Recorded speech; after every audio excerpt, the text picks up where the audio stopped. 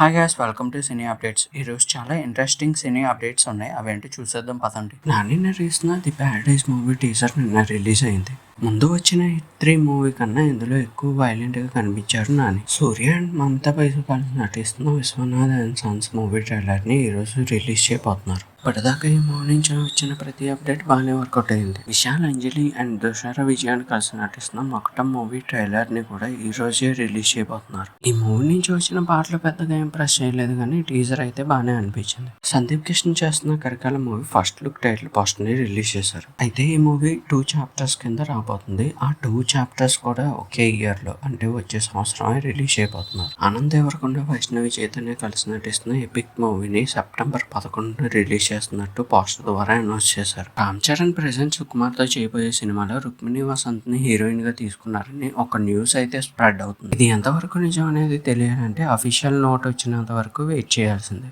ఇంతవరకు ఈ వీడియోని కనుక మీరు చూసినట్టయితే ఈ వీడియో ఎలా అనిపించిందో కామెంట్ చేయండి. నచ్చితే లైక్ చేయండి, షేర్ చేయండి, సబ్స్క్రైబ్ చేసుకోండి.